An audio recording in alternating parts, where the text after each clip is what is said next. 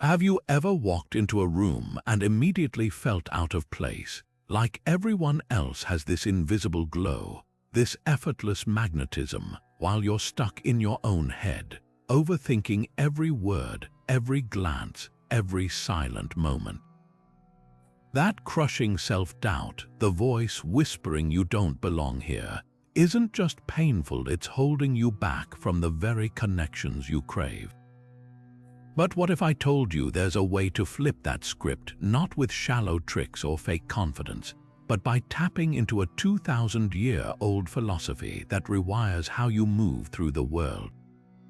This is Stoicism, the ancient art of mastering your mind, and it's about to become your secret weapon for undeniable presence.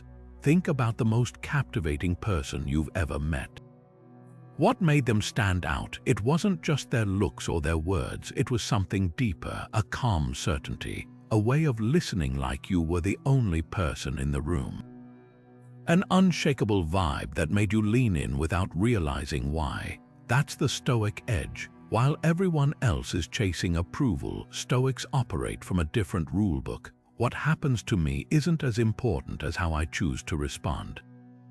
And that shift from seeking validation to embodying unwavering self-command is what instantly amplifies your attractiveness. No gimmicks, no games, just a mindset so grounded, so magnetic that people can't help but notice. Over the next 25 reframes, we're diving into the Stoic practices that transform awkwardness into assurance, self-consciousness into charisma. You'll learn how to turn social friction into fuel, how to radiate quiet confidence without saying a word, and why the most attractive trait isn't charm or wit, it's the freedom of being completely at home in your own skin. This isn't about changing who you are, it's about uncovering the best version of yourself that's been there all along, buried under layers of doubt. So if you're ready to walk into any room and own your space with calm, unshakable power, let's begin. Attraction starts with a paradox. The less you chase it, the more it finds you. Stoics knew this 2,000 years ago when they carved a simple truth into their philosophy. You don't control how others perceive you, but you absolutely control how you carry yourself. That's the first reframe. Imagine two people at a party. One laughs nervously, scanning the room for approval, while the other sits with relaxed posture, fully present in conversation. Who draws you in? It's not about looks or status, it's the quiet power of someone who isn't wrestling with their own insecurities. This is the dichotomy of control in action. External events, whether someone likes you, laughs at your joke, or even ignores you, are outside your command, but your reactions, those are your domain. Think of Marcus Aurelius scribbling in his journal. You have power over your mind, not outside events. Realize this and you will find strength. That strength is magnetic. When you stop tying your worth to others' opinions, you stop shrinking. Your voice steadies, your presence expands. People sense that unshakable core and it's irresistible. Take a classic example, rejection. Most people crumble because they interpret it as proof they're lacking, but a Stoic reframes it. Maybe the other person was distracted, or it just wasn't a fit. Neither reflects your value. That shift changes everything. Instead of retreating, you stay open, curious, unfazed, and that's when something fascinating happens. People lean in. They're drawn to the warmth of someone who isn't rattled. Charm isn't about being flawless, it's about being so grounded in your own wholeness that others feel safe to meet you there. Here's the true secret about attraction. Perfection is overrated. In fact, it's often the little cracks in someone's armor.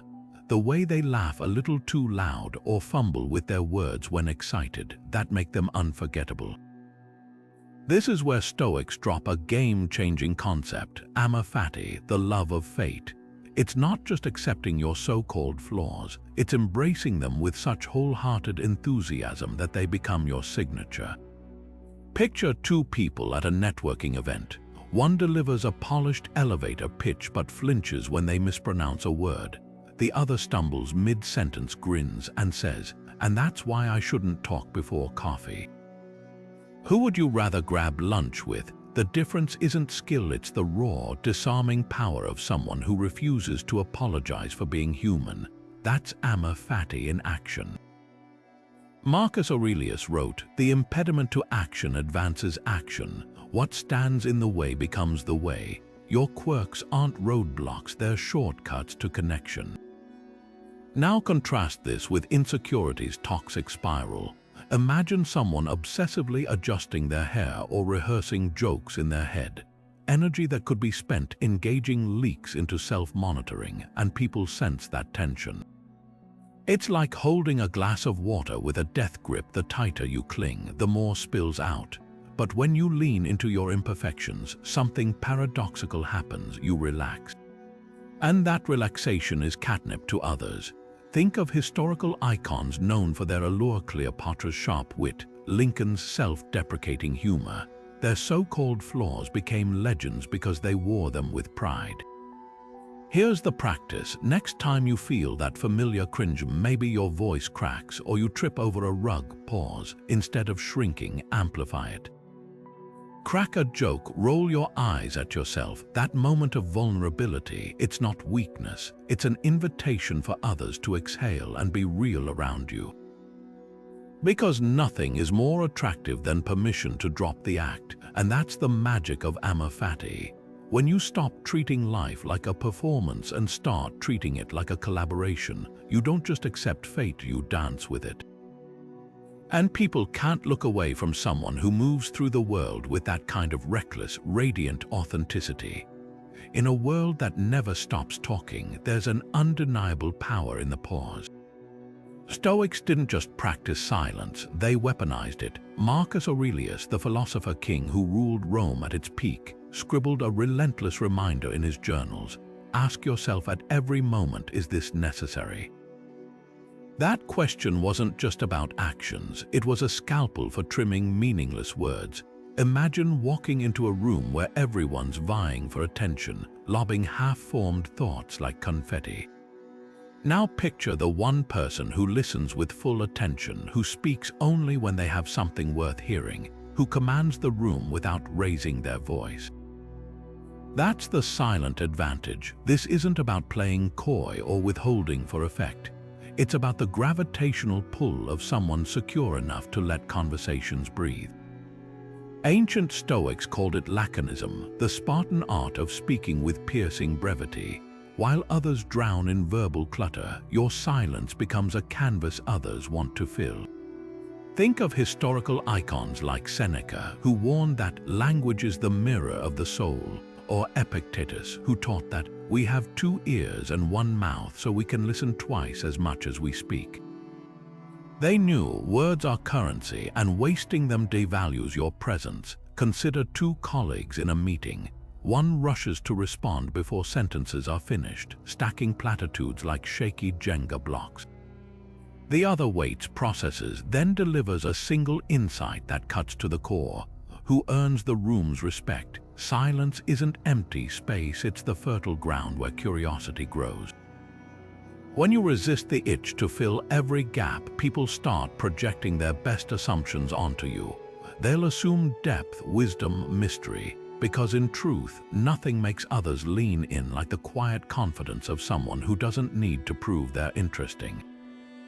Here's the practice. Next conversation, count 3 full seconds before replying. Not awkward, dead air, but intentional space. Watch how it transforms dynamics. The person across from you will start elaborating, revealing layers they'd normally gloss over. Your silence becomes a mirror, reflecting back their own thoughts with startling clarity. And when you do speak, each word carries weight. This is how Stoics turned restraint into influence, by understanding that sometimes the most attractive thing you can offer isn't your voice, but the space you create for others to find theirs. Rejection doesn't have to sting, it can be your secret drill for building unbreakable confidence. The Stoics had a radical perspective on this. Every no is a chance to strengthen your emotional core, like a blacksmith tempering steel.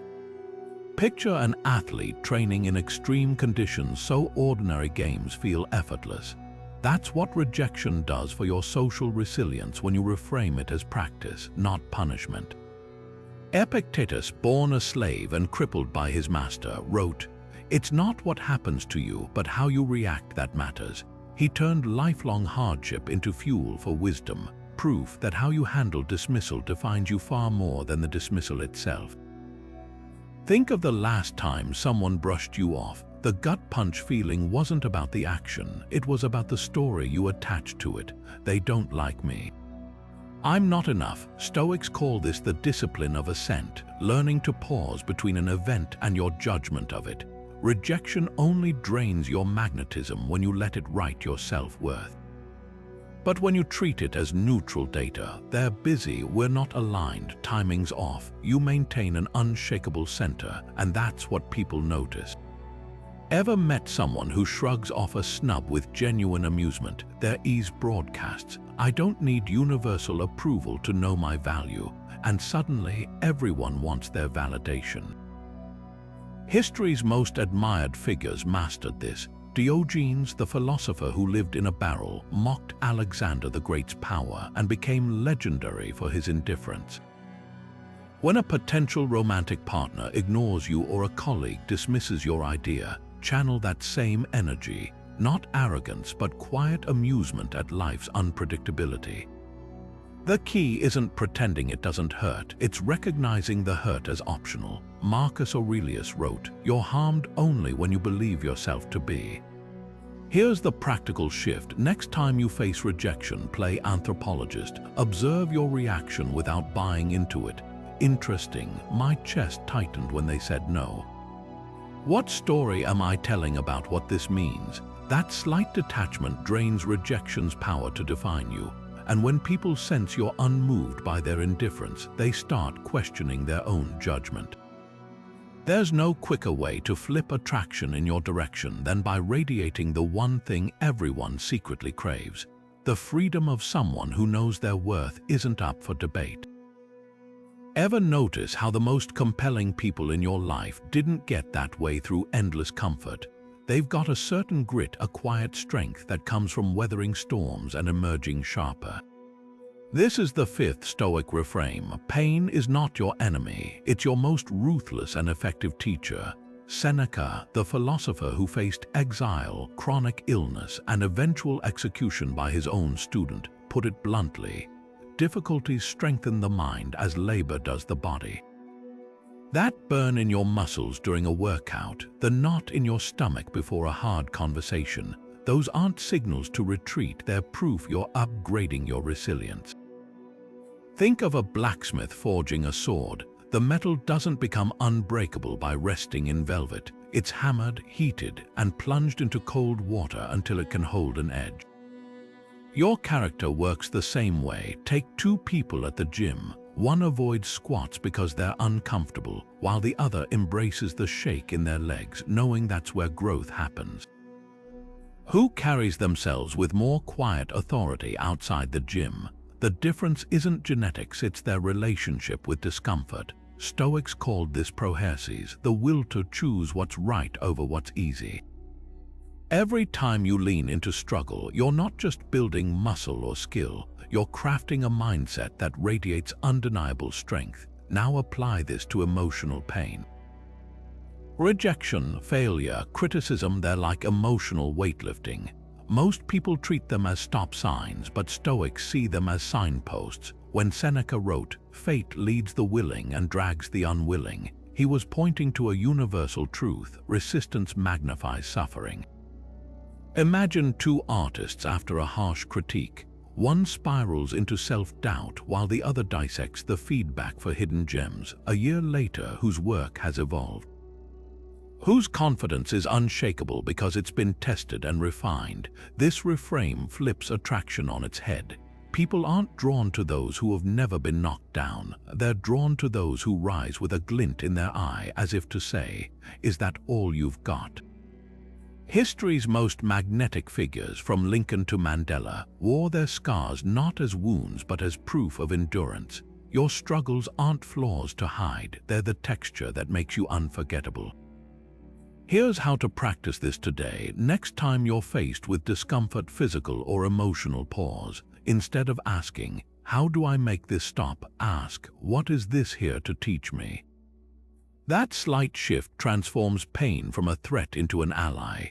Whether it's holding the plank 10 seconds longer or sitting with the awkwardness of an honest conversation, you're not just surviving the moment, you're stocking your inner arsenal with the kind of quiet power that turns heads without demanding attention.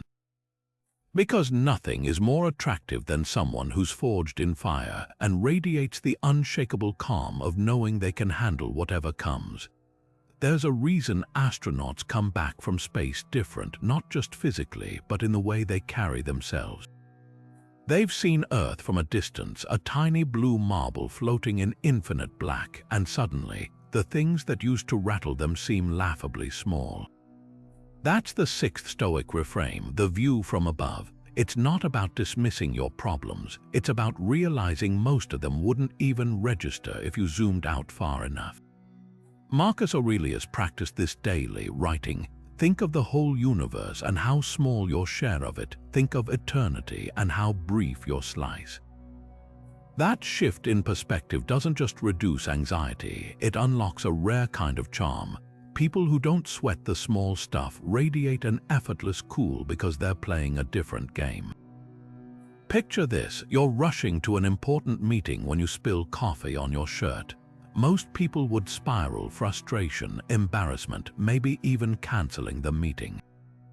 But someone using the view from above, they'd smirk and think, in 100 years, will this stain matter? In 1,000, will anyone remember this meeting existed?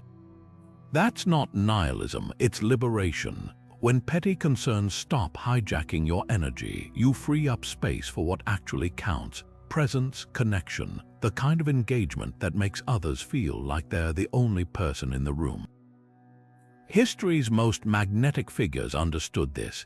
Take Socrates, who calmly drank poison rather than compromise his principles, or Cleopatra, who turned political disasters into opportunities with a raised eyebrow. They weren't cold or detached, they just knew the difference between thunderstorms and raindrops. Astronauts describe the overview effect. Seeing Earth from space dissolves borders, conflicts, even personal grudges. You don't need a rocket ship to access that mindset. Next time you're stuck in traffic or obsessing over a snide comment, pause. Imagine floating above the scene, watching it shrink until it's just a speck in the grand scheme. That tension in your chest, it's not gone, but it's put in its place. Here's the magic: when you stop reacting to every minor inconvenience like it's a 5-alarm fire, people notice. They're drawn to your calm like moths to a flame because deep down everyone's tired of the theatrics. Ever met someone who shrugs off a flight delay with, "Well, more time to read"? Their indifference isn't apathy, it's confidence that life's too big to be derailed by hiccups. That's the view from above in action. You're not ignoring life's friction, you're choosing to glide over it like a stone skimming water. And that lightness, it's contagious. Gratitude isn't just good manners, it's a superpower for attraction. The Stoics didn't wait for grand achievements to feel thankful. They trained themselves to find gold in the grit of daily life. Marcus Aurelius kept a gratitude journal not to impress others but to rewire his own perception.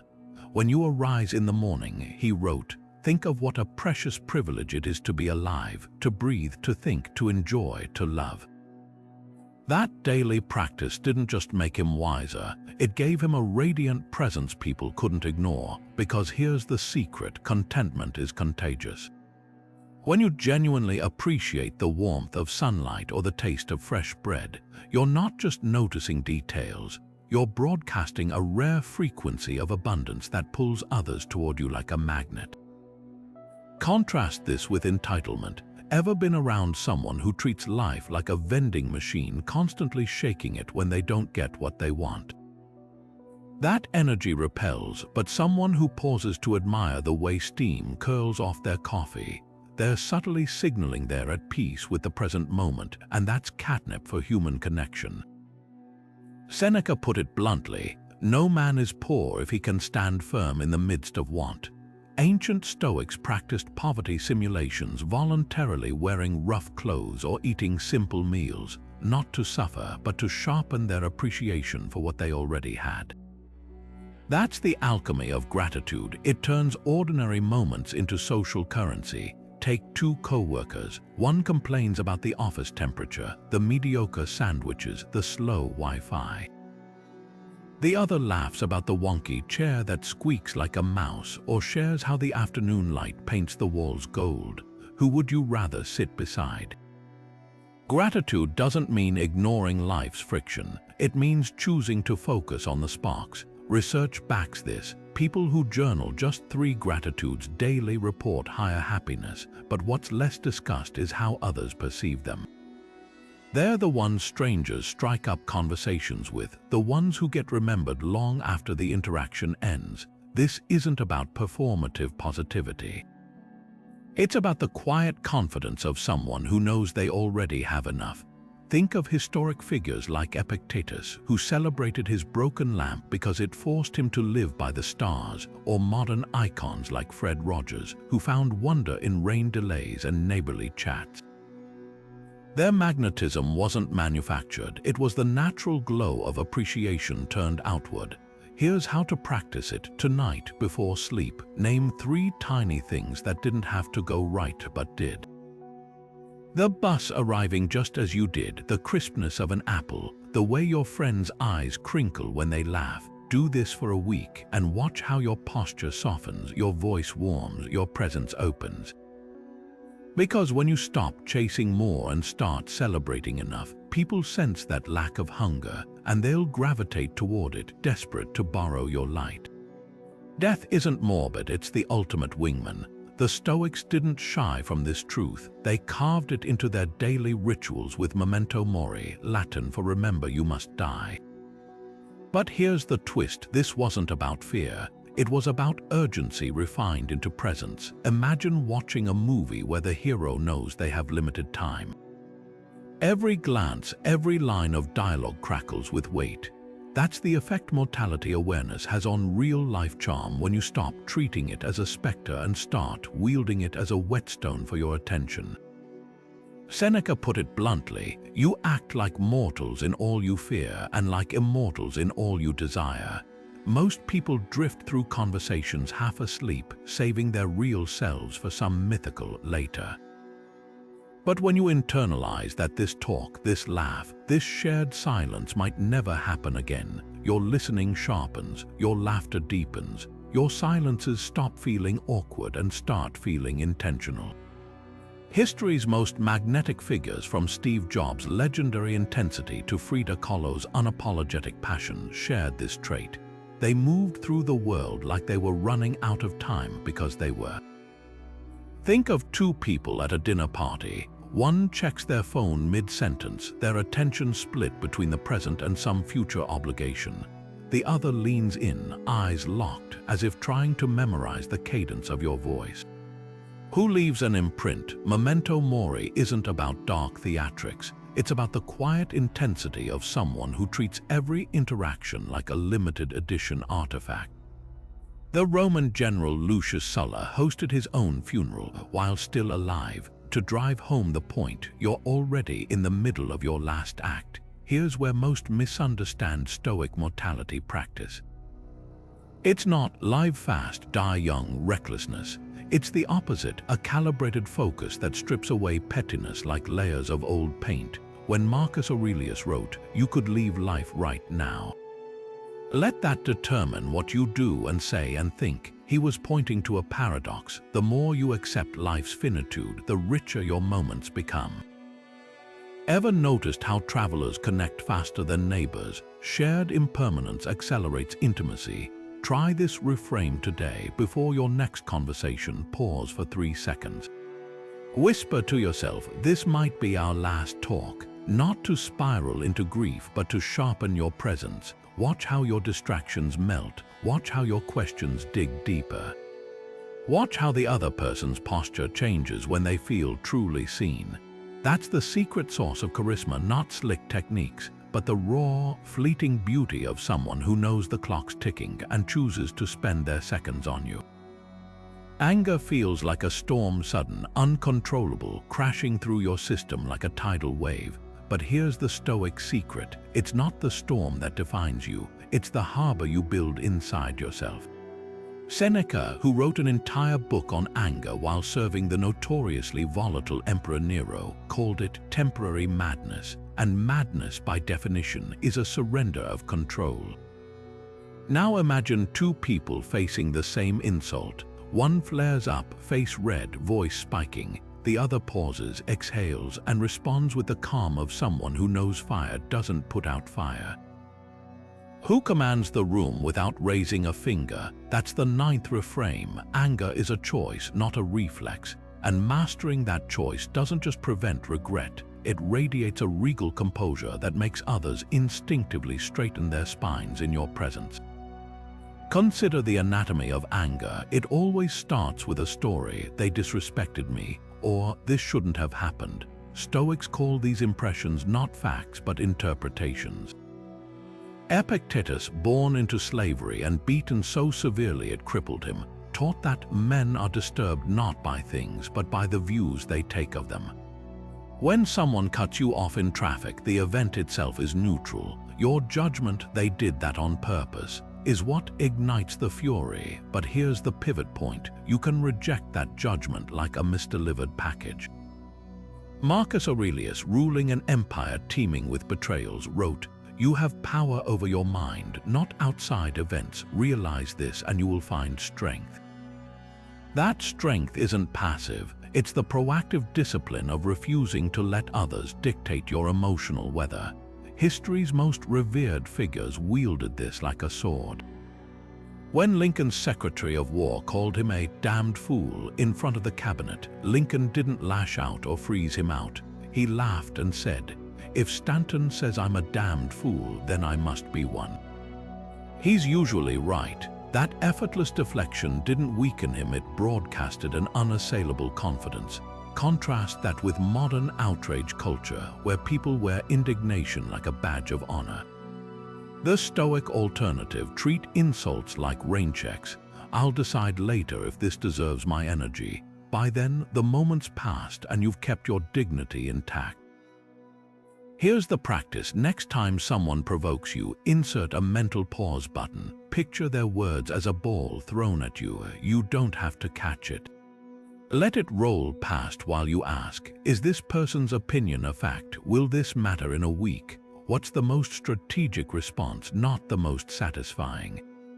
That gap between trigger and reaction is where your power lies. And when people see you can't be baited, they start questioning their own hooks. There's a reason Stoics compared the ideal leader to a rock in the ocean. Waves crash against it, but it stands unmoved, watching the tide recede with quiet amusement. That's not repression, it's the ultimate flex, possessing fury but choosing not to spend it. And that's the magnetic paradox. The less you react to petty provocations, the more others perceive you as someone worth provoking. But by then, you've already won. They're playing checkers, you're playing chess, because true strength isn't in the explosion, it's in the unshakable calm of knowing you hold the match. Wealth has never been about the number in your bank account. It's about the space between your desires and your needs. The 10th Stoic Reframe flips the script on poverty entirely. Having less can mean being more. Diogenes, the philosopher who lived in a barrel and owned nothing but a cloak and a wooden bowl, became legendary not despite his poverty but because of it. When Alexander the Great, the most powerful man on earth, visited him and asked if he wanted anything, Diogenes simply replied, "Yes, stand out of my sunlight."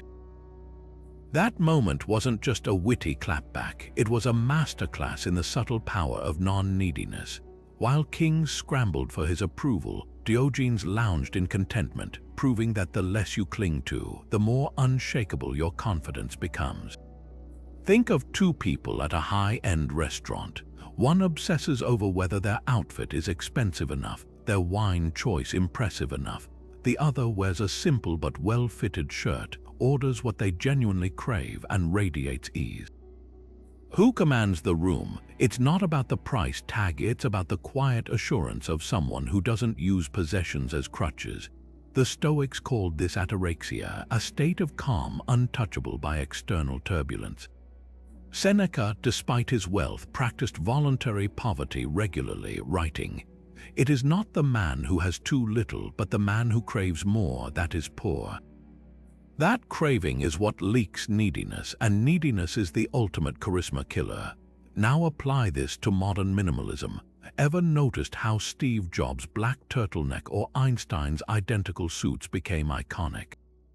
They weren't just time savers, they were declarations. By removing decision fatigue around trivialities, they freed up mental bandwidth for what mattered. But more importantly, they broadcasted a subconscious message. I don't need validation through variety. That's the allure of a capsule wardrobe or a decluttered home. It's not austerity. It's the visual equivalent of a shrug. You're telling the world you've got nothing to prove, and ironically, that makes people desperate to prove themselves to you. Here's where most miss the point. This isn't about performative deprivation or humble bragging about your thriftiness. It's about the mindset shift that happens when you stop equating having with being. Picture two artists, one constantly upgrading equipment to feel legitimate, the other creating masterpieces with a single worn-out brush. Who do you respect more? Diogenes didn't wear rags to virtue signal, he did it to test his own limits. If I can be happy without a palace, he implied, then no one can ever control me by offering one. That's the hidden superpower of detachment. It turns you into a psychological fortress. The modern twist: next time you're tempted to buy something to impress, pause.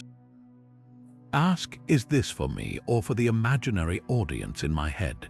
The less you rely on external symbols of worth, the more your inherent confidence shines through.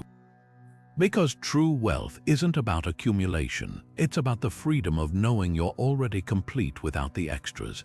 And that kind of freedom, it's the most attractive accessory you'll ever wear. Vulnerability isn't weakness, it's the ultimate power move. The Stoics didn't just tolerate uncertainty, they wore it like armor, turning what most hide into their greatest source of strength.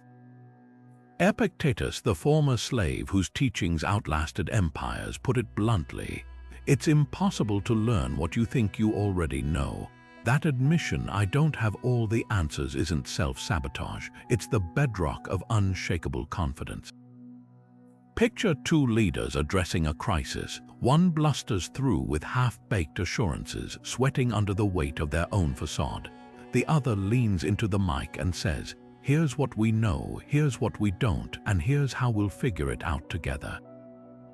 Who inspires deeper loyalty? That's the 11th reframe. Vulnerability isn't the absence of courage, it's courage stripped bare. History's most magnetic figures mastered this. Think of Socrates, who built a legacy on 3 devastating words, "I know nothing," or Lincoln, who openly wept during speeches and signed letters, "Yours in imperfect faith." Their power didn't come from invincibility, but from the radical honesty that made them relatable. The Stoics called this proherses, the will to choose truth over comfort. When you say, "I'm scared," or "I messed up," you're not exposing flaws. You're demonstrating a level of self-command so solid it doesn't need props. Here's the social alchemy at work. Most people armor up, terrified that one crack will shatter their credibility. But when you voluntarily drop the act, something paradoxical happens. People stop evaluating and start collaborating. It's like watching a tightrope walker. The more they acknowledge the wobble, the more you root for them. Modern research confirms this. Teams led by leaders who admit mistakes see a 40% higher engagement rate. Why? Because perfection is exhausting to be around, while honest struggle is an invitation to join forces. Consider 2 first dates. One spends the evening carefully curating stories to seem impressive. The other laughs and says, "Full disclosure, I once tripped so hard at a wedding the groom caught me." Who becomes unforgettable? Epictetus taught that shame is the price of admission to growth. When you stop treating your stumbles as secrets and start treating them as stories, you flip the script. Your vulnerability becomes a lighthouse for others to drop their own masks. The practice is simple but brutal. Next time you feel the urge to pretend, pause. Try saying, "Actually, I'm not sure," or "This is harder than I expected." Watch how it reshapes the room. The best connections aren't built on flawless performances, they're forged in the honest spaces between them. Because the quickest way to make someone trust you isn't to impress them, it's to show them you're human, just like they are. Time is the only currency you can never earn back, a truth the Stoics carved into their philosophy 2 millennia before productivity gurus turned it into a hashtag. Seneca, in his piercing essay on the shortness of life, wrote, "You act as if life were eternal, how small a portion is your own." That realization isn't meant to depress you, it's meant to electrify your priorities. Imagine 2 people at a party. One scrolls through their phone, half listening while mentally drafting tomorrow's to-do list. The other leans in, fully absorbed, as if this conversation is the only thing that exists. Who leaves an imprint? That's the 12th reframe. How you spend your time doesn't just reveal your values, it broadcasts your worth to the world. Busyness has become a cheap status symbol, but the Stoics saw through the illusion. What's truly scarce, what makes someone magnetic isn't a packed calendar, but the ruthless discernment to guard their hours like a vault.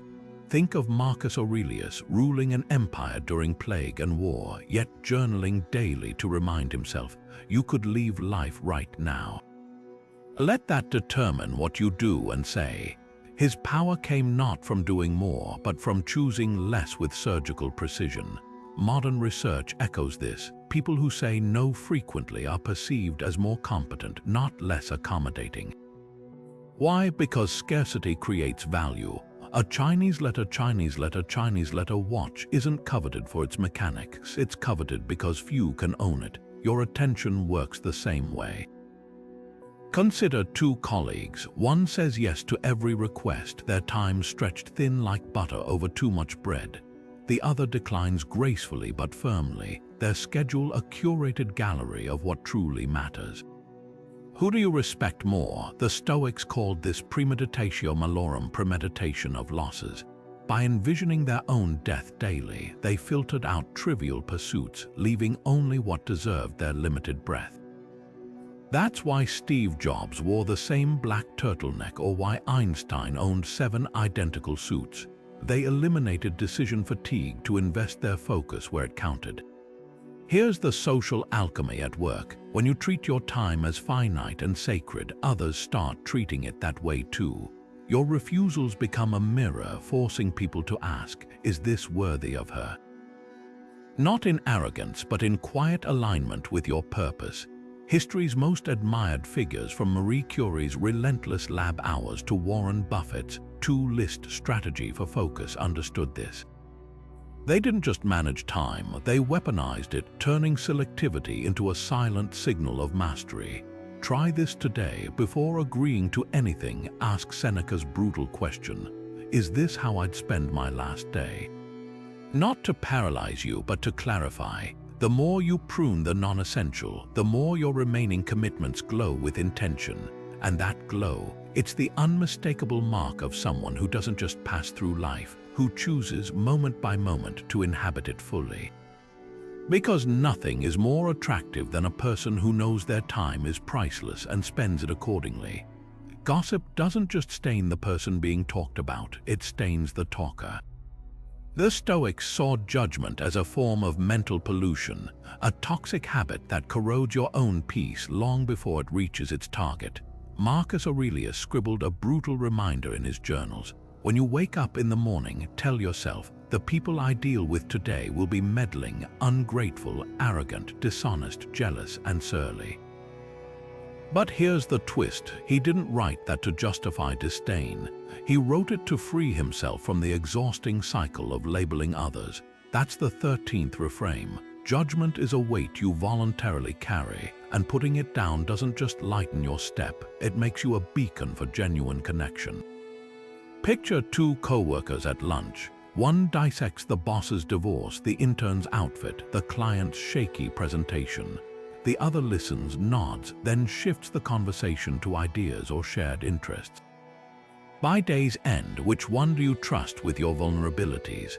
Stoics called this the reserve clause, the practice of withholding final judgment because you recognize the limits of your perspective.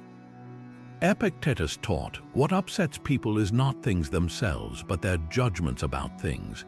When you stop treating people as fixed characters in your personal drama and start seeing them as complex, evolving beings, you create a rare kind of safety. And safety is magnetic. Ever noticed how certain people seem to draw out strangers' secrets without trying? It's not a technique, it's the absence of evaluation radiating from them like body heat. History's most trusted figures embodied this. Lincoln filled his cabinet with political enemies, writing, "Do I not destroy my enemies when I make them my friends?" Socrates, famously ugly by Athenian standards, disarmed critics by agreeing with their insults, then asking curious questions. Both understood, when you refuse to play the judgment game, you destabilize the entire theater. Modern psychology confirms this. Teams with low gossip cultures show higher creativity and risk-taking. Why? Because judgment stifles while acceptance unleashes. Here's the subtle power shift. Gossip often masquerades as bonding. Can you believe what she did? Feels like camaraderie, but it's really just shared insecurity. Contrast that with the quiet strength of someone who changes the subject not with virtue signaling, but with genuine disinterest in tearing others down. Seneca warned, "We are bad men living among bad men, and only one thing can calm us: we must agree to go easy on one another." That doesn't mean ignoring harmful behavior, it means distinguishing between actions and identities. He lied is a fact, he's a liar is a prison for you both. Try this today for 24 hours. Treat every person you encounter as if they're fighting a battle you know nothing about.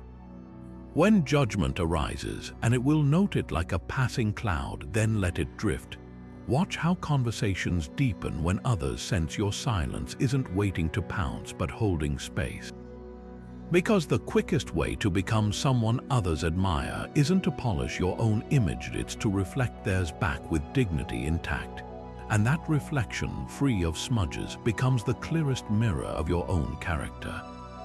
Laughter isn't just medicine, it's a suit of armor forged in the fires of life's absurdity. The Stoics didn't just endure hardship, they learned to chuckle at it, turning stumbles into punchlines and social blunders into shared comedy. Seneca, who faced exile, chronic illness, and Nero's madness, wrote, "The most powerful remedy for anger is delay, but the quickest is laughter." That's the 14th reframe. When you can laugh at yourself, you're no longer a target, you're a magnet. Imagine two people at a high-stakes dinner. One spills wine on the tablecloth and freezes, face burning with shame.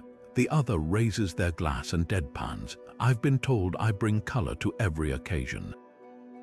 Who do you want to sit beside? Humor doesn't just diffuse tension, it broadcasts an unspoken confidence. I'm secure enough to turn my flaws into gifts. History's most resilient figures wielded this like a secret weapon. Diogenes, living in his barrel, mocked Alexander the Great's empire building with a single request: "Move, you're blocking my sun." Lincoln, steering a nation through civil war, disarmed critics with self-deprecating jokes about his homely face. These weren't just witty quips, they were psychological jiu-jitsu, flipping life's heaviness into levity. Modern research confirms this. People who laugh at their own mistakes are perceived as more competent, not less. Why? Because humor requires a bird's-eye view of the situation, the very perspective Stoics trained for through memento mori and the view from above. When you can zoom out far enough to see the cosmic joke, you stop sweating the small stuff. Consider the anatomy of a social blunder. The cringe you feel isn't about the action, it's about the story you attach to it. They'll think I'm clumsy, I've ruined everything, but what if you preempt that narrative? Picture tripping onstage during a speech. Most would scramble up, flushed and flustered. A Stoic-inspired reframe: pause, brush off your knees and grin. And for my next trick, gravity. Suddenly, the audience isn't pitying you, they're rooting for you. Seneca observed that we suffer more in imagination than in reality. Humor collapses that gap, exposing the worst-case scenario as a paper tiger. Here's the social alchemy at work. Awkwardness thrives in silence, but laughter oxygenates the room. Think of a tense meeting where someone's phone rings with a ridiculous ringtone. The groan-worthy moment becomes legendary when someone cracks. Sounds like we've got a caller from the 18th century. That person isn't just breaking the ice, they're proving they can navigate discomfort with grace. Churchill mastered this, turning parliamentary insults into legendary quips. When accused of being drunk, he shot back, "And you're ugly, but tomorrow I'll be sober." The burn wasn't just clever, it showed he couldn't be rattled. Try this reframe today. Next time something goes sideways, a missed train, a typo in an email, resist the urge to groan. Instead, narrate it like a documentary voiceover. And here we observe the modern human in its natural habitat, battling technology. That tiny shift trains your brain to view life as improv comedy rather than a high-stakes exam. And when people see you embracing the mess, they'll relax around you, confide in you, flock to you. Because nothing disarms like someone who proves the ground won't swallow you for being human. The Stoic twist: this isn't about becoming a stand-up comic. It's about recognizing that life's hiccups aren't tragedies, they're opportunities to demonstrate that you're playing a different game. One where the stakes are imaginary and the only rule is to laugh along the way. Fame is a mirage. It promises quenching but leaves you thirstier than before. The Stoics saw this trap 2,000 years ago when they warned that chasing applause is like drinking salt water. Seneca, who navigated the glittering toxicity of Nero's court, wrote, "What difference does it make how much you have? What you do not have amounts to much more." That's the 15th reframe. Indifference to recognition doesn't make you invisible. It makes you irresistibly mysterious. Picture two painters. One obsesses over gallery openings and Instagram likes, tailoring each brushstroke for maximum shareability. The other works in a dusty attic, guided solely by the compass of their curiosity. Decades later, whose art commands auction prices and whispered reverence. The paradox is this: the less you hunger for external validation, the more the world leans in, desperate to uncover what you already know. History's most captivating figures understood this. Emily Dickinson published fewer than a dozen poems in her lifetime, yet her posthumous fame eclipsed the celebrated poets of her era. Nikola Tesla, toiling alone in his lab, cared more for the crackle of electricity than the chatter of high society. Their allure wasn't inaccessibility, it was the quiet certainty that their work mattered whether or not the crowd ever cheered. Marcus Aurelius drilled this into his psyche daily. It's silly to try to escape other people's faults. They're inescapable, just try to escape your own.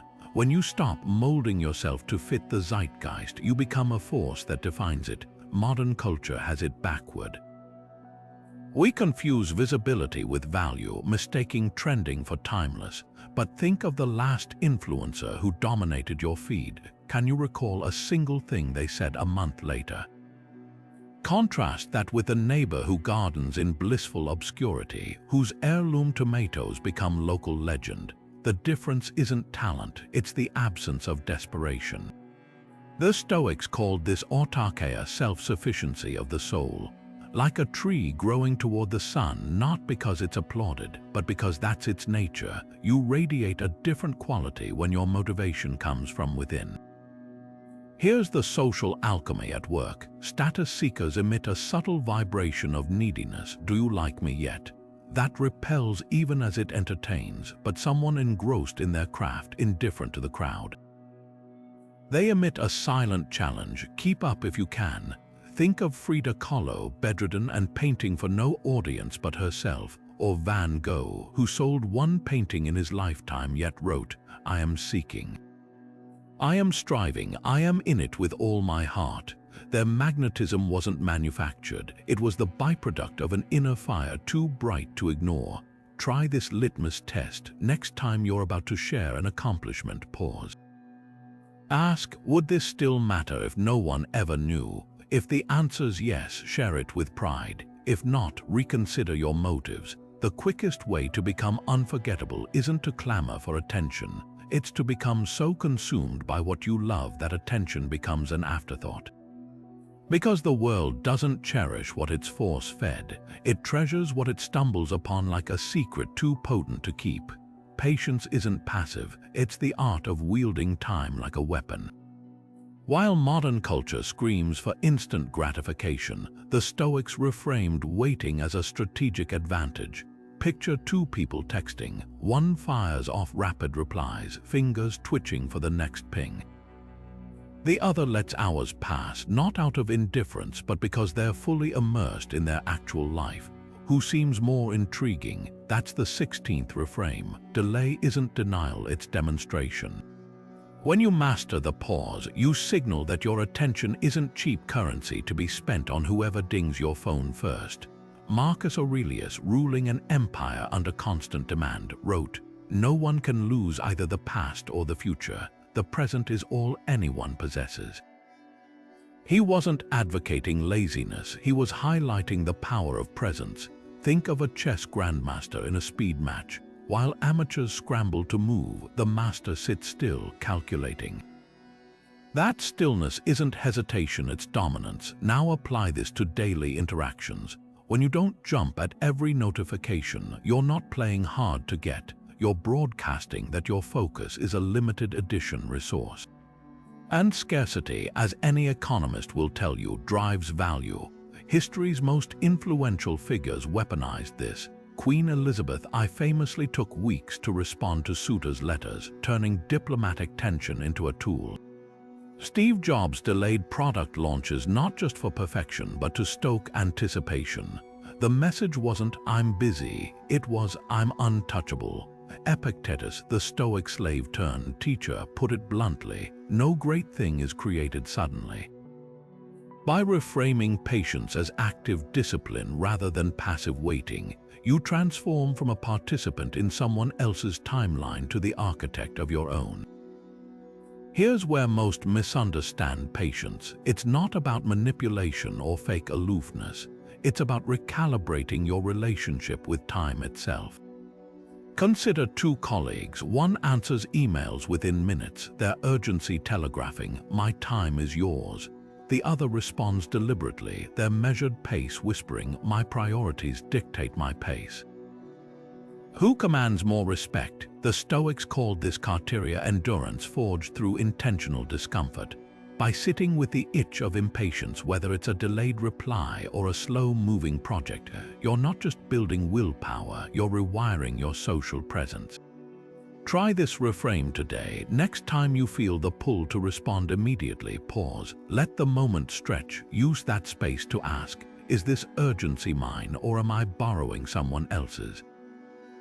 The irony, the less you chase connection, the more it chases you, because nothing makes you more magnetic than the quiet certainty that you, not the clock, not the crowd, are the curator of your own attention.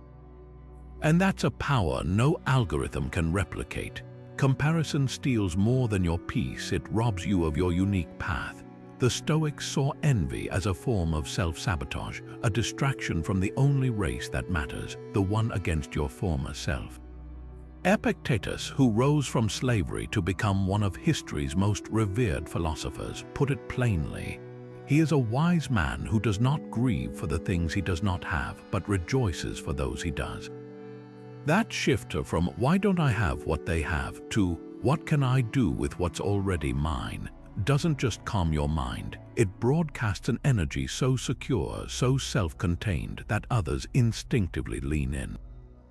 Think of two colleagues at a promotion announcement. One sulks, tallying their co-workers' advantages, better connections, luckier breaks. The other leans over and says, "I'm happy for them."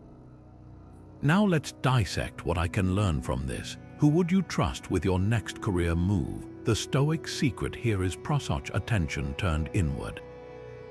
Marcus Aurelius journaled daily, not to measure himself against senators or generals, but to ask, "What's broken in me today that I can fix by nightfall?" That relentless self-focus wasn't narcissism, it was the ultimate humility. By refusing to waste energy on others' trajectories, he freed himself to build something no one could mimic. History's most magnetic figures embodied this. Beethoven went deaf and composed his greatest symphonies, scribbling, "I will take fate by the throat." Frida Kahlo transformed lifelong pain into paintings no healthy artist could replicate. Their power didn't come from ignoring others' successes. It came from treating their own struggles as fertile soil. Envy whispers that someone else's garden means yours can't bloom. Stoicism replies, then stop staring at their plot and start watering your own. Here's the social alchemy at work. When you genuinely celebrate others' wins without a hint of resentment, you do something revolutionary. You prove your worth isn't relative. Picture two friends at a reunion. One mentally compares salaries, relationship statuses, gym progress. The other asks curious questions, laughs freely, and shares their latest project with quiet pride. Who leaves the room feeling lighter? Who gets remembered? Modern research confirms this. People who practice self-compassion outperform those trapped in comparison. Not because they're more talented, but because they're too focused on their own canvas to fret over others' brushstrokes. The Stoic twist: comparison isn't just toxic, it's inefficient. As Seneca noted, a man is as unhappy as he has convinced himself he is. Every minute spent coveting is a minute stolen from creating. Try this reframe today. Next time envy creeps in, treat it like a misdirected GPS. Recalculating, turn focus back to your own road. List 3 skills you've sharpened this month, however small. That's your true competition, the person you were yesterday. And when people sense you're not keeping score, they'll hand you the pen to write the rules. Solitude doesn't isolate you, it immunizes you against the desperate need for constant validation. Marcus Aurelius, ruler of the Roman Empire at its zenith, spent hours in quiet reflection, writing notes to himself that would later become meditations. He didn't retreat into solitude because he lacked social skills. He cultivated it because he understood that the ability to be fully content alone is the foundation of genuine connection. Here's the counterintuitive truth: the more you relish your own company, the less you emit that subtle vibration of neediness that repels others. Think of 2 people at a party. One clings to conversations, laughing too loudly at jokes, terrified of silence. The other moves with ease, perfectly comfortable stepping away to admire the art on the walls or sip a drink alone. Who intrigues you more? That's the 18th reframe. Solitude isn't loneliness, it's social currency. History's most magnetic figures were often students of silence. Nikola Tesla wandered city parks for hours, solving equations in his head. Emily Dickinson turned her Amherst bedroom into a monastery of poetry. Their allure wasn't in spite of their solitary habits, it was because of them. When you're at home in your own mind, you carry an invisible confidence that whispers, "I'm complete with or without an audience," and that's the ultimate flex in a world starving for attention. Seneca warned, all those who call you to themselves draw you away from yourself. The ability to detach isn't antisocial, it's armor against the tyranny of others' opinions. Modern culture treats alone time like a disease to be cured. We confuse connection with constant communication, mistaking solitude for exile. But consider this: the most captivating people you know aren't the ones always surrounded by admirers. They're the ones who seem to have a secret, a rich inner world that makes you lean in to hear more. The Stoics called this autarkeia, self-sufficiency of the soul. It's the difference between a candle that gutters in the wind and a lantern that burns steadily, unaffected by the storm. When you stop using others as a distraction from yourself, you start attracting them as a choice, not a crutch. Here's the practical shift. Next time you're alone, waiting in line, eating lunch, riding the train, resist the reflexive reach for your phone. Let the discomfort rise, then watch it pass like a cloud. That's not idle time, it's resistance training for your social presence. The more you cultivate comfort in stillness, the more your interactions become intentional rather than desperate. Picture two dates. One texts incessantly between meetings, filling every void with noise. The other arrives fully present, their silence rich with unspoken depth. Who leaves you curious? The magic lies in the paradox. The less you need others to fill your cup, the more they want to drink from it. Because nothing is more attractive than someone who proves, simply by existing, that companionship is a gift, not a requirement. And that's the hidden power of solitude. It doesn't just prepare you for better connections, it makes you the kind of person others want to connect with. Change doesn't just reshape your circumstances, it reveals your character. The Stoics didn't just tolerate instability, they worshipped at its altar, treating every upheaval as a chance to flex their adaptability.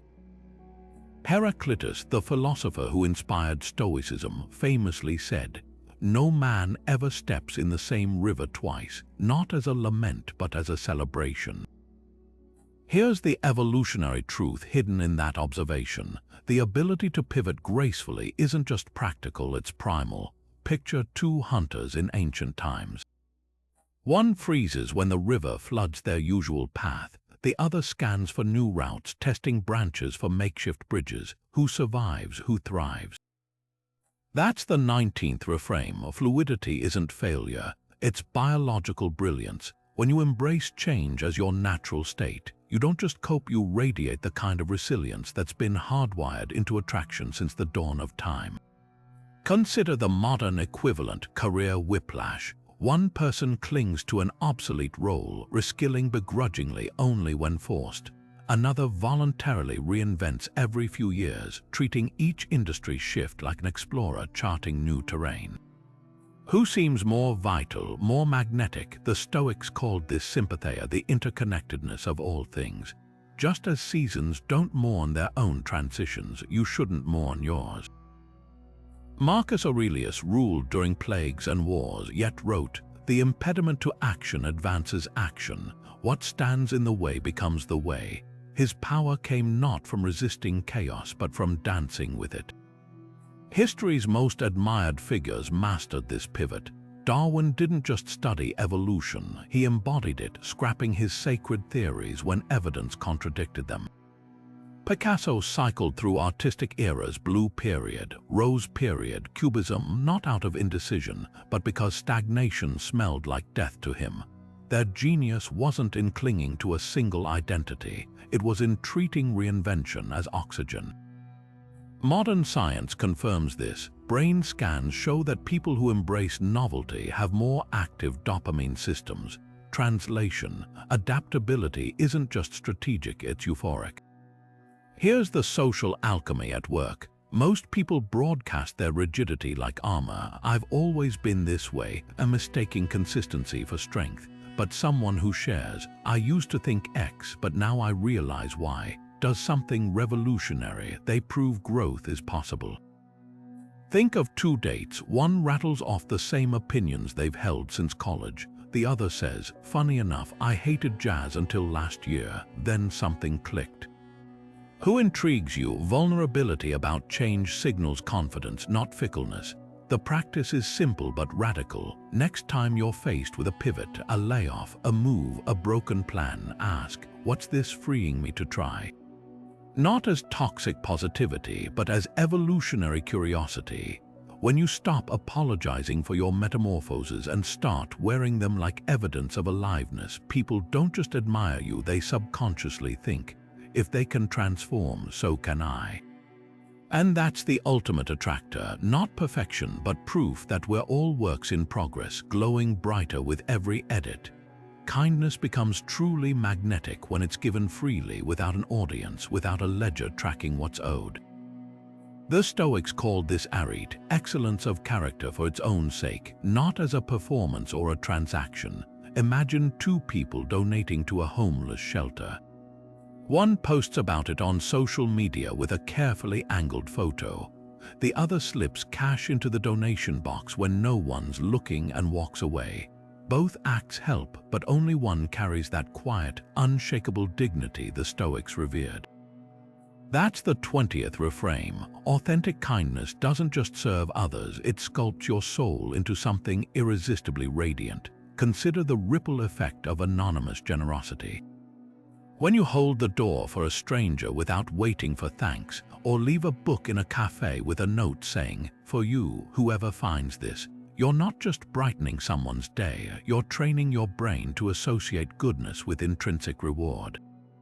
Marcus Aurelius wrote, "What's good for the hive is good for the bee." He wasn't talking about karma or cosmic payback. He was highlighting the neurological truth that altruism rewires us. Studies show that anonymous givers experience deeper dopamine spikes than those who donate publicly.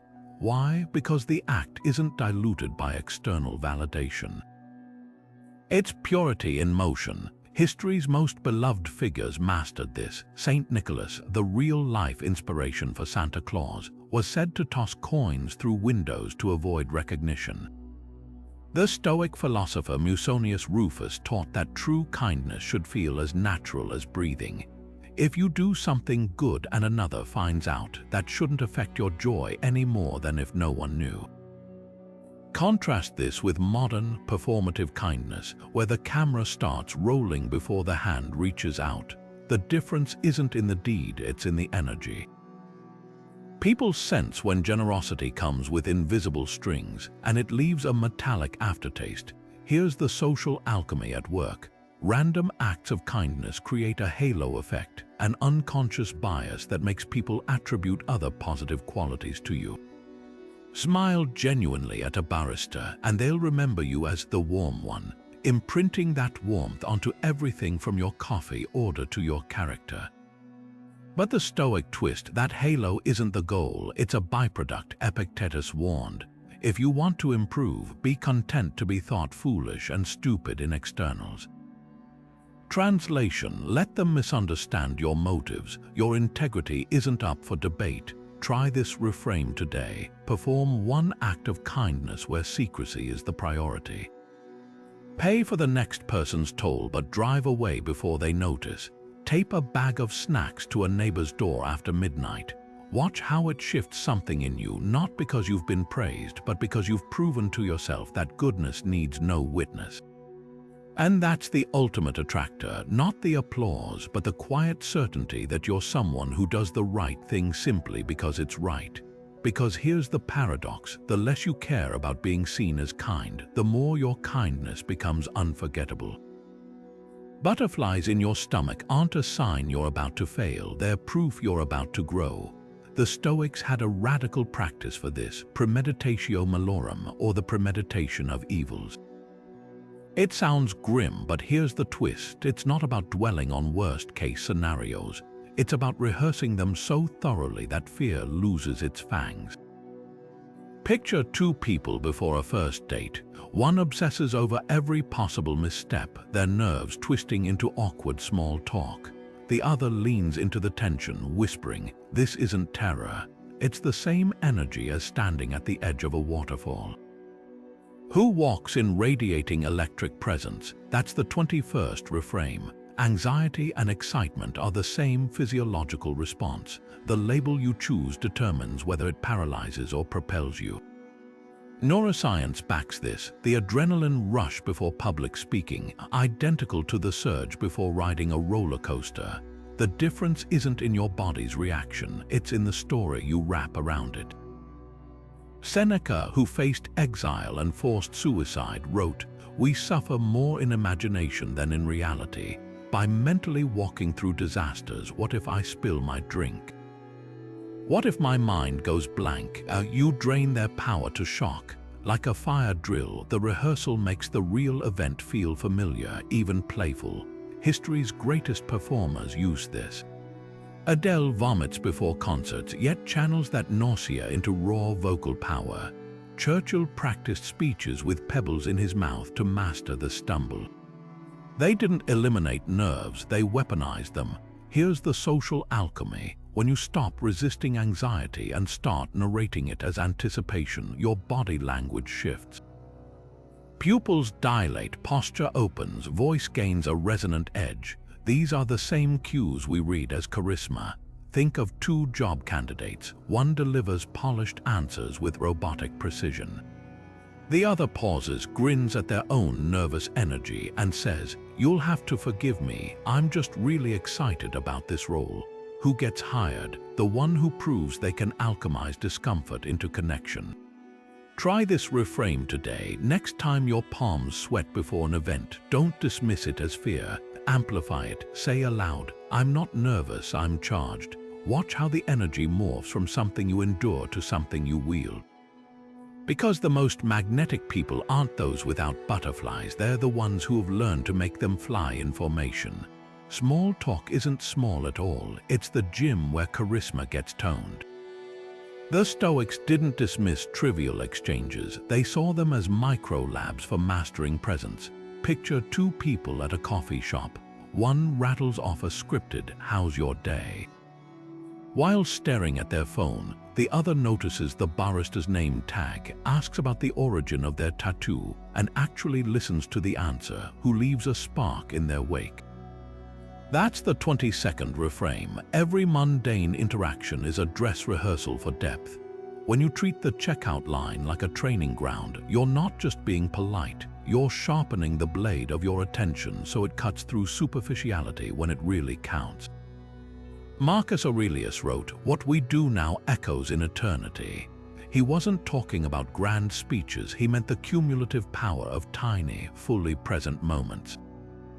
Think of small talk as the philosopher's version of lifting weights. Just as muscles grow through consistent reps, your ability to connect deepens through seemingly insignificant exchanges. Seneca, who navigated Rome's elite salons, trained by engaging with everyone from slaves to senators with equal curiosity. His famous charm wasn't innate, it was the result of treating every conversation, no matter how brief, as a chance to practice the art of genuine interest. History's most captivating communicators honed this skill in unremarkable settings. Lincoln practiced storytelling on farmers before mesmerizing Congress. Eleanor Roosevelt broke protocol by chatting with White House staff, a habit that made her public warmth unshakably authentic. The magic lies in the ripple effect. When you engage fully with the mail carrier, you're not just brightening their day, you're wiring your brain to access that same effortless presence during a job interview or first date. Modern psychology confirms this. People who practice active constructive responding, enthusiastically engaging with others' minor updates, build stronger bonds in all areas of life. Here's the Stoic twist: presence is contagious. Next time you're tempted to zone out during a routine interaction, zoom in instead. Notice the cadence of the grocery clerk's voice. Watch how their eyes light up when you comment on their earrings. That fractional moment of connection isn't just kindness, it's resistance training against distraction. Epictetus taught that circumstances don't make the man, they reveal him. Your willingness to be fully there while ordering takeout reveals more about your character than any rehearsed monologue ever could. Try this today. Choose one trivial interaction and treat it like a VIP event. The gas station attendant, the neighbor walking their dog. Ask one question that can't be answered with "fine." Or what's the wildest thing you've seen this week? If you could add one ingredient to this coffee, what would it be? Then listen like their answer holds the secret to perpetual motion. You're not just collecting charming anecdotes, you're building the neural pathways that'll make your presence unforgettable when the stakes are high. Because mastery isn't forged in grand gestures, but in the quiet conviction that no moment and no person is too insignificant to deserve your full attention. Wrinkles aren't cracks in your facade, they're the grooves of a well-read book, each line a sentence from a story only you could tell. The Stoics didn't just tolerate aging, they revered it as the ultimate credential. Cato the Younger, the senator whose stubborn integrity became legendary, refused to dye his graying hair, declaring, "Let my enemies see time's mark upon me, it proves I've outlasted their schemes." That's the 23rd reframe. Your age isn't an expiration date, it's a seal of authenticity in a world drowning in filters. Imagine two executives vying for the same board seat. One boasts flawless skin and a CV polished to a high gloss. The other leans back, laugh lines crinkling as they recount a career's worth of hard-won lessons. Who gets the nod? It's not about aesthetics, it's about the quiet authority of someone who's survived enough storms to know which way the wind actually blows. History's most revered figures wore time like a medal. Sophocles wrote Oedipus Rex at 70. Grandma Moses picked up a paintbrush at 78.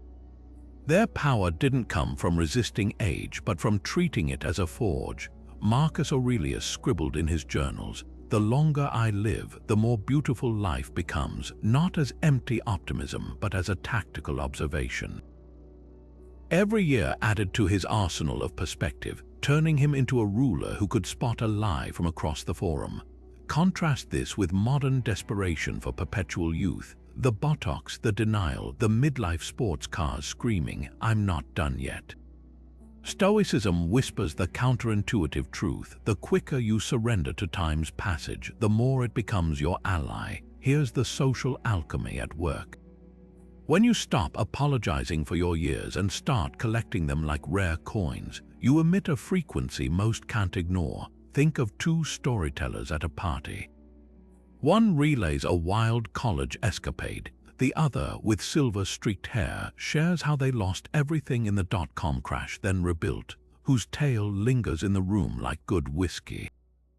Depth isn't manufactured, it's accumulated.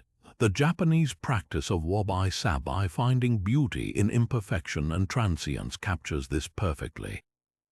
A cracked teacup repaired with gold becomes more valuable than a flawless one. Your laugh lines are that gold. Try this reframe today. Next time you spot a new gray hair or a crease in the mirror, salute it. Name it, this one's from the year I quit that soul-crushing job. This line, that's from laughing with my daughter at 2 a.m. When you stop seeing time as a thief and start treating it as the world's most rigorous mentor, you do something revolutionary. You turn scarcity into abundance. Because nothing is more magnetic than someone who wears their history not as scars, but as proof they've lived enough to know what truly matters.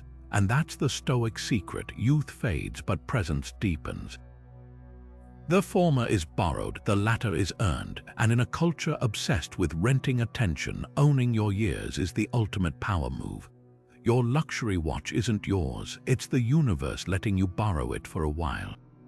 The Stoics had a radical term for material wealth, adiaphora, meaning indifference.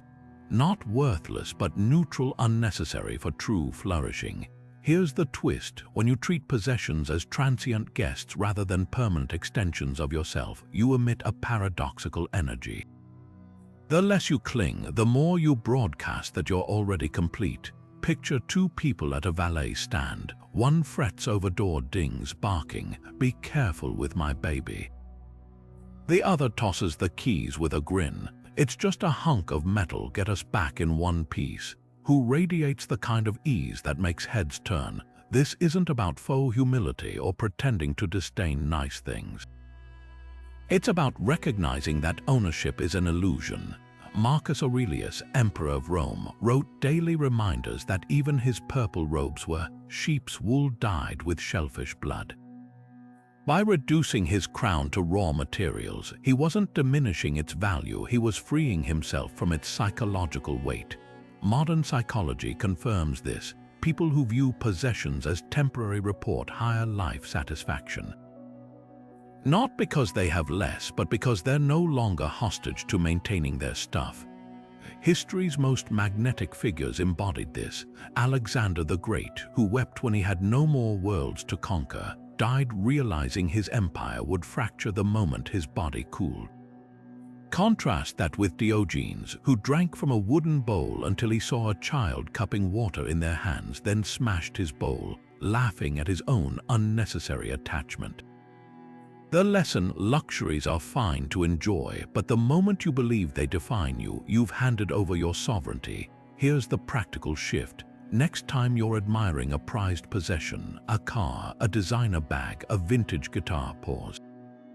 Mentally strip it back to its elements. The leather was once a cow. The gemstones were underground for millennia before your great-grandparents were born.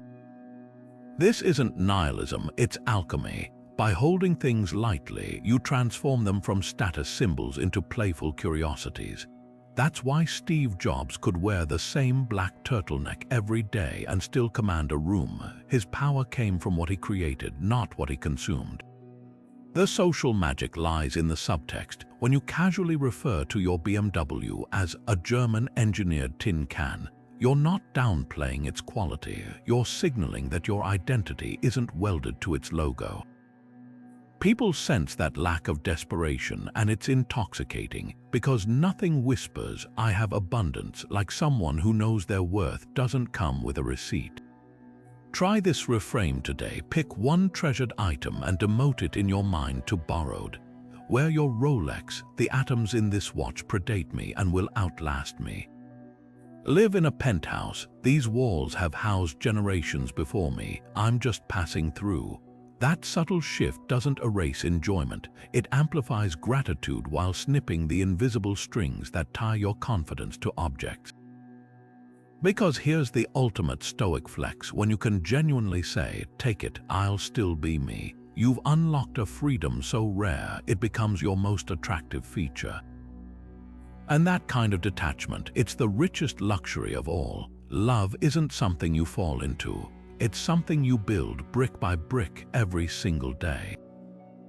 The Stoics saw passion as a spark, but commitment as the hearth that keeps you warm long after the initial flame dies down.